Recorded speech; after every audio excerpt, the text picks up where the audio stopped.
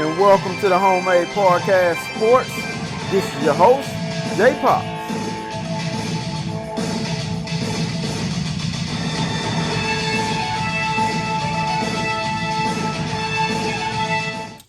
And welcome back to the Homemade Podcast of Sports with your host, Jay Pops. Guys, today's date is August 16th, 2021. Shout out to my little sister. She has now turned 31. I'm sorry. She has now turned 31 years old, people. Yes, I'm nothing but 32. She has turned 31. That's the one behind me. And then I got one after that in August as well. At the end of August, on the 28th. And she's turning like 22, honey? She's turning 22. Look at that. I'm having to ask my wife how. They're growing up, man. They're growing up. As soon as I grow up, turn another age, look around, either my kids turn another age or my sisters. And my wife is going to be in September. And then after that, I got to prepare for October, which is my aunt, my mother, and my cousins. And yeah, it's like that. Anywho, guys, let's talk about it. First and foremost, this recruiting trail with Jimbo Fisher, Mike Elko, who else? Darryl Dickey, which is offense coordinator, and Elijah Robinson, and Terry Price. Man, look at him once again. I don't know what happened at that barbecue. But next time y'all gonna barbecue like that, make sure that you guys have a limit for people to buy tickets. Because I need to come. I need to see what's really happening over there. I was looking at the press conference with Jimbo Fisher, and it said that Jimbo Fisher had asked Terry Price about all of the buttons or the stickers that he had on his hat. And Terry Price told him, hey man, these are things that I want. So, I guess Jimbo Fisher put him up to it and said, all right, well, hey, you so good, do the cookout. Do the barbecue / pool party. Why did Jimbo Fisher say that? My good, that would be the most talked about pool party in NCAA history. The most talked about pool party ever in barbecue. The most talked about barbecue ever. Terry Price, if you're listening, open you up a restaurant already in College Station. Come on, man. Come on. Terry, you can't do us like that. Terry, if you're going to barbecue, you need to invite everybody. Everybody needs to get some of that barbecue. But with that being said, man, it is a wonderful and tremendous feeling to see this Aggie football brand get out there around the world. Like I say, be looking out for two more days when the guy from Sweden, I'm not going to get into detail about his name because I don't know how to pronounce that full name, but he's from Sweden, people. He was ranked a 4-star. I have no clue of who got on a plane to go watch that young man play and then rank him as well at the end of the day. Sweden?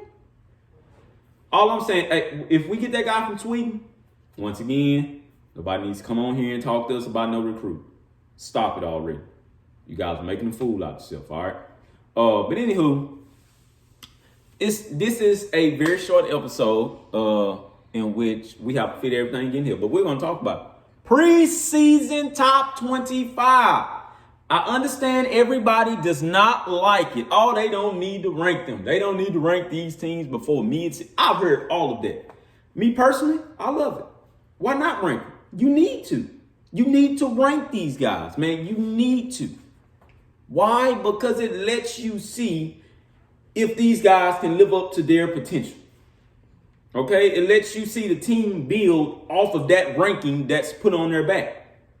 Alabama has by far the biggest target on their back and has been having the biggest target on their back ever since Nick Saban won the national title. LSU, just to speak, amongst others, Auburn every year. I have no clue why they rank Auburn every year, but they aren't on here this year, I don't think. No, they aren't on here this year. Texas, Texas has been getting ranked ever since I've been watching college football. Have they lived up to their ranking? We're not going to talk about that. All right. But USC, they have them in here.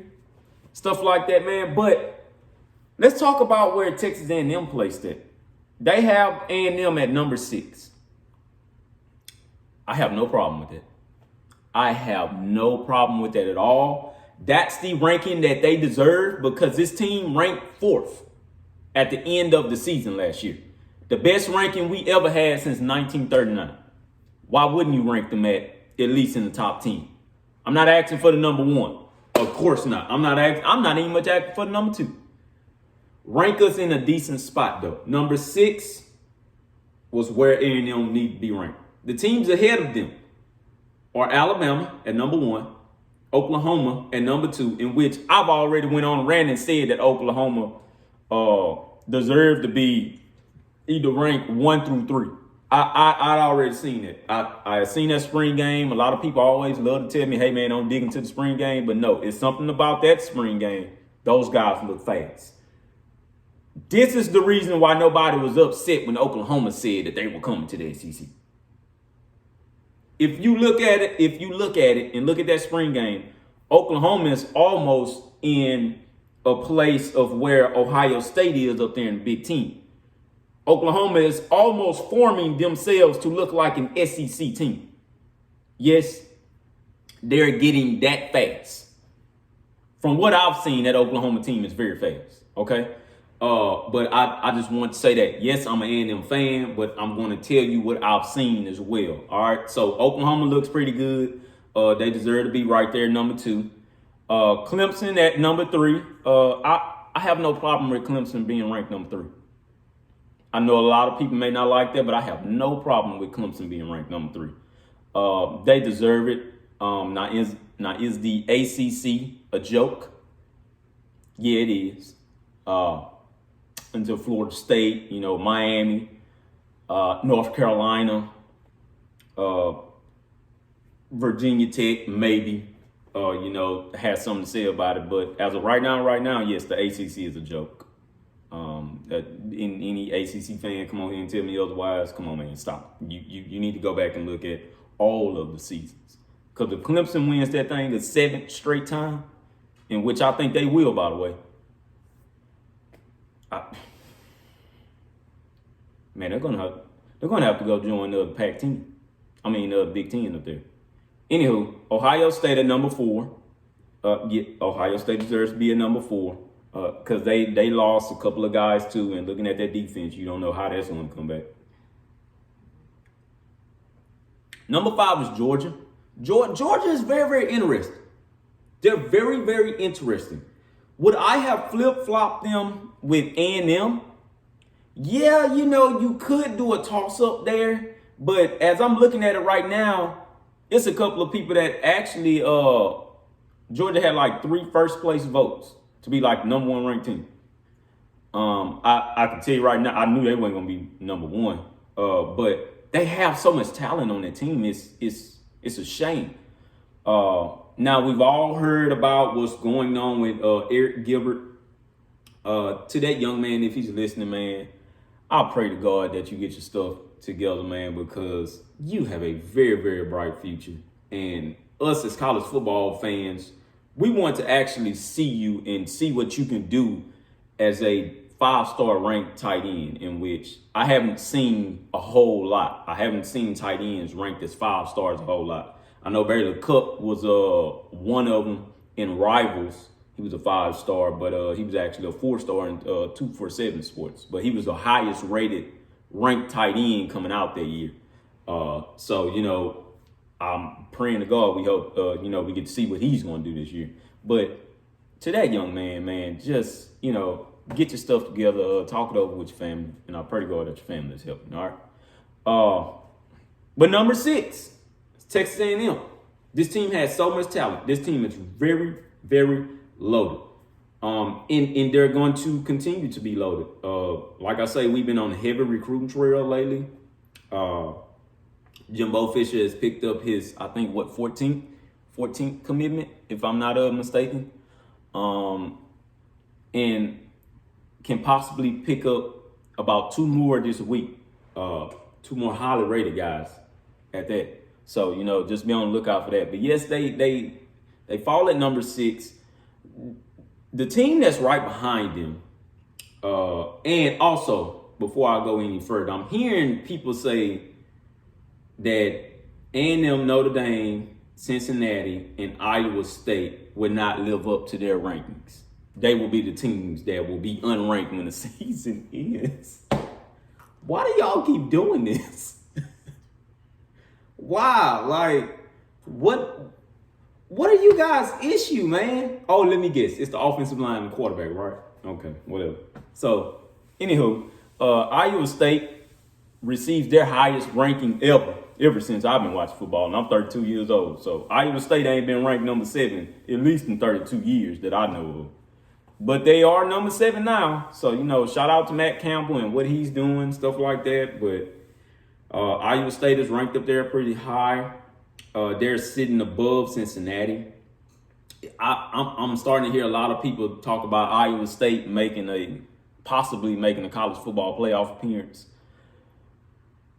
I don't know, man. We'll see. Number 8 is Cincinnati. 9 is Notre Dame. Okay, now you're talking about an overranked. But then again, they're not, is Notre Dame. Looking at what they lost and what they have coming back, especially at the quarterback spot, in which people love to talk about our quarterback spot, but nobody wants to talk about Notre Dame quarterback spot. Who all believes in Jack Cohn? Exactly. You see how quiet it was in the back? That's all the Notre Dame fans in the stands right now, just looking at Brian Kelly like, hey, Jack Cohn is the starter, guys. And immediately as he said that, everybody around the Notre Dame athletic department just sat there and looked like this.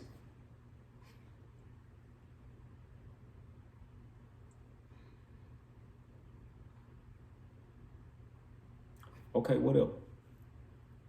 I mean, now don't get me wrong, they're still going to show up. Still going to show up. But everybody simply looked at Brian Kelly like, Jack Cohn,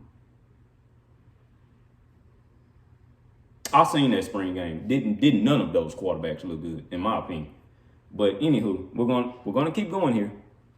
North Carolina is the big one. They're coming into the season ranked at number 10. Highly ranked. This is by far the highest ranking they've received in a good decade that I know of. For sure, a good decade, I know. So North Carolina will be a good one. I love what Mac Brown is doing over there. He's only been over there, I think, on like year number 3 now. And he has completely changed around that quarterback position into a prime target spot. He has a couple of corners over there, in which a corner where I seen graduate early over there. So he should be playing a huge role. Number 11 is Oregon. Now, I do believe Oregon maybe should have been ranked in top 10, but they're just slightly out, at number 11. So I don't see nothing wrong with that. Number 12 is Wisconsin. Of course, everybody has Wisconsin winning the Big Ten in the West. But, I mean, we'll see. Number 13 is Florida. I don't believe Florida is No, I don't believe Florida is overranked. I believe Florida is right where they should be, because of the talent that they have on their team. Number 14 is Miami. Miami got a good spot. Now, the number 15 team, USC. Once again, guys, y'all got to quit doing this. Y'all have to quit doing this. What did you guys really see in USC to say, hey, they deserve the number 15 spot? Why do y'all do this, man? Oh, because they're a blue blood. So what? I don't see Michigan on here anywhere. But I hear well, who believes in Michigan? I do. I mean, I believe in them more than USC. But whatever, man. Let's keep going. Number 16 is LSU. Once again, why do y'all keep doing this? LSU went 5-5, and they put them smack dead at number 16. Now, I'm not going to lie to you. LSU is a darn good football team. I'm not going to take anything away from LSU. But if a team goes 5-5, you have to at least start them at number 20 through 25, man. Because I can tell you right now, if Texas A&M went 5-5, we wouldn't be nowhere near on this list. I'm gonna say that once again. If A&M went 5-5, we wouldn't be nowhere near on this top 25 list at all. You know, but hey, whatever. Indiana at number 17. Now, see, this is the team that should have went up and maybe grabbed that spot from USC at number 15. But hey, man, that's just me. Number 17 is Indiana. 18 is Iowa. 19 is Penn State. I'm hearing a lot of people believe in Penn State. That's one of those, just like how they do A&M. I have to see it to believe it. Number 20 is Washington, in which see, now the Washington thing, you could have put them at the spot that LSU is in at number 16. You could have swapped them out because Washington won their side of that Pac-12 division over there, but because of COVID, you know, they had to actually forfeit their spot and give it to Oregon. So, to be honest with you, you really could have put them at number 11. But once again, man, that's just me. Number 21 is Texas. Okay, so Texas went 7-3 last year to end the season. B. John Robinson. I know for sure that's why they ranked this team at number 21, because of B. John Robinson. I just hope the young man can do it for a full season. All right. Is Texas ranked too high? Like, me and as well as others are done talking about where you guys rank Texas every year. So I'm not even much going to say anything else on that. Now, is Texas talented? Yes, they are. So, I mean, they have them at number 21, man. I mean, what else can you say about that, right? So, they rank them at number 21 because if you keep on going down, they have Coastal Carolina at 22. 23 is Louisiana. Of course, Texas and Louisiana plays that first game against one another to start the season. So they wanted that to be a top 25 matchup. That's why I say I understand the ranking. All I'm saying is that if Texas loses that game, will they fall out of the rankings or will they be placed at number 25? So it's one of those, you know, hey, we'll see. You just got to watch the season. Number 24 is Utah, with rightfully so. And number 25 is Arizona State. So the teams that are also receiving votes are Oklahoma State, Ole Miss. I'm hearing a lot of people believe in Ole Miss, in which they should have ranked at number 25. But I hear a lot of people believe in Arizona State, man, because of because of Jaden Daniels, you know, the quarterback over there. He's potentially looking at a first round bid if he chooses to come out this season. He's looking at a first round bid. So Ole Miss, TCU, Liberty. Oh, wow. Yeah, so Liberty was another one. I can't believe they took Liberty out of the top 25. Those guys are going to be pretty pissed off. I know that for sure. Auburn, I have no clue why they ain't much put Auburn in here to receive votes. I don't have no clue. North Carolina State, have no clue why they put them in there to receive votes. Michigan, no, you couldn't rank them this year. I'm sorry. Northwestern, those guys went all out. I don't even much understand why Northwestern is nowhere near in this top 25 selection. Boise State, you can make a case for Boise State. Nevada, they shouldn't have received the vote.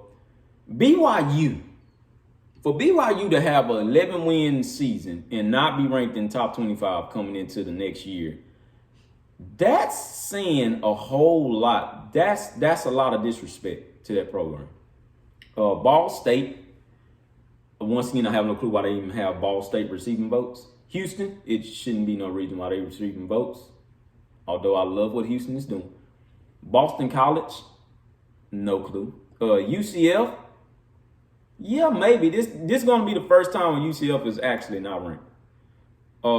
West Virginia, have no clue why they even put them in there. UAB, no. Army, no. UCLA, no. So, everybody's telling me the game to watch is LSU and UCLA. Guys, first and foremost, I got LSU beating UCLA. I just don't see UCLA having the horses to compete with LSU. That's me. But that is your top 25. Like I say, at number 6 is Texas A&M. This is going to be a really, really big battle. Expect that game against Alabama to be sold out. That is going to be a humongous game. But not only that, when the first game of the season should be at least 95% in there. 95% of the fan base should be in there for that first game because we've all missed it last year. So, just be looking out for that. But once again, guys, I love all of you. Thank you all for the Twitter feed. You guys keep on ramping me up. And when you guys ramp me up, I'll come back with something else to ramp you guys up. So continue to look out for that. Like I say, just be looking out for a couple of more commitments this week. I'm hearing this from numerous sources. So it should be about at least 1 to 2 more guys committing this week in the 2022 cycle, and at least 1 guy in the 2023 cycle. So just be looking for that. It's a wonderful feeling. It's a heck of a feeling to see these guys have A&M in their top 3s, top 5s, top 12s. It's nobody that come on here and tell me that, yeah, man, I remember when, no. This is a different feeling. Jimbo Fisher, he's been a monster on this recruiting trail.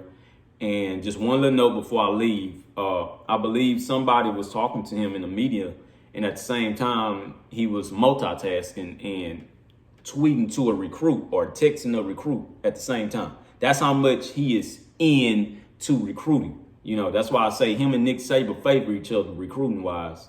Ryan Day as well over there at Ohio State. Ed as well at LSU, and Kirby Smart.